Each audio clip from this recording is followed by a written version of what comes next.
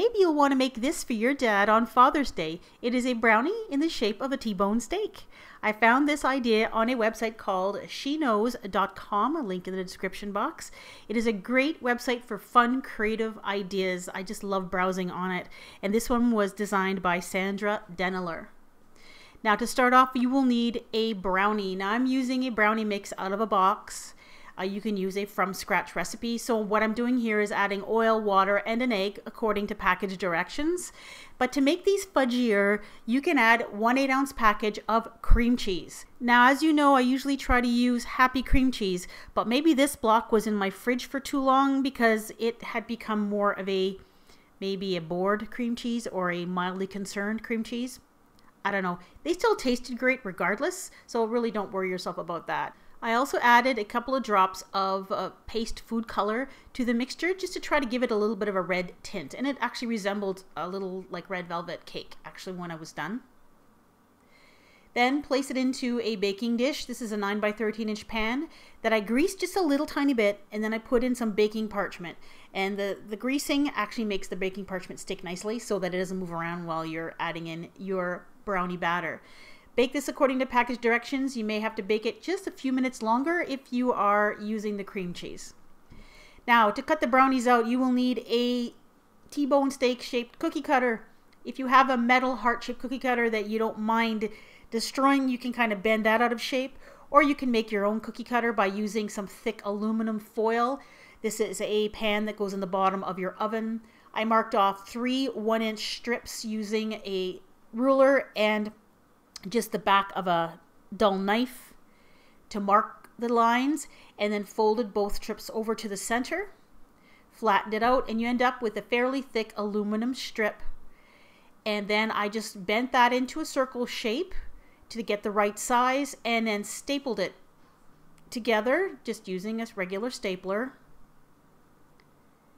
And then I cut off the end of it with a pair of scissors, and then I just bent this into the shape of a T-bone steak, which is actually mildly, roughly in the shape of a heart, actually, if you look at it that way. You can also take a thick piece of cardboard, cut out your T-bone steak shape, and use that as well. Just put it on top of the brownie and then just cut around it with a knife. That's another way of doing this as well. But since I made the T-bone shaped cookie cutter, I cut out all of the shapes that I needed for this recipe. You can get approximately 6 or 7 of these steak shapes depending on the size of your brownie and the size of your cookie cutter, of course. So I let those cool completely, of course, before I cut them out. Now we're going to coat these steak shapes with some melted chocolate. I'm using some melted candy melts for this. And I put it on top of a rack over waxed paper that's going to catch any drips. And for the sides, I just use a knife just to go around and spread it all the way around to coat them completely. Now you can leave them on the rack to harden completely, but I transferred them onto a clean piece of waxed paper because I didn't want any drips hardening on the bottom of them, so I wanted the bottoms to be even. Once they're hardened or just about hardened, take a wooden skewer or similar object and draw some little grooves in the tops of the steaks. These are going to be like the grill marks if these were on a barbecue.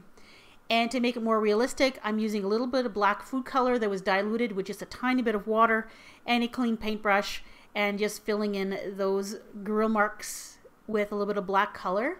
Now to make the actual bone in the steak, I'm using melted peanut butter candy melts, which are a new thing that has recently appeared at our local bulk barn, and they taste just like peanut butter. They're quite nice.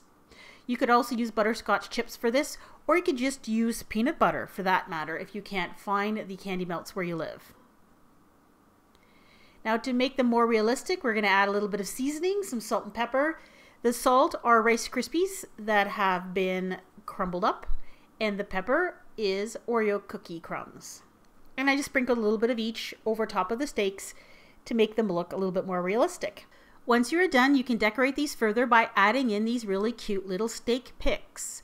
This one says, "Great dads like you are rare," and then there's also "Well done, Dad." Now these ones you can print out for free from the website that I told you about at the beginning of the video. So check out the link in the description box if you want to print them out for yourself. So what I did is I cut them out, and then I just taped a toothpick on the back and actually covered the whole thing up with tape to make them a little bit more stiff, and they were that way they were kind of shiny. And I stuck them into the steak. Now, along with this T-bone steak, I also made a mashed potato and a peas and carrots cupcake to go with it, and added the pick to the completed brownie steak. These brownie steaks were fun to make, they taste great, and I think would make a really fun dessert for Father's Day, so why don't you give them a try?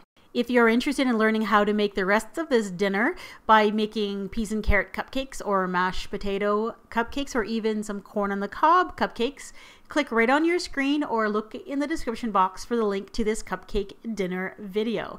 Thanks for watching.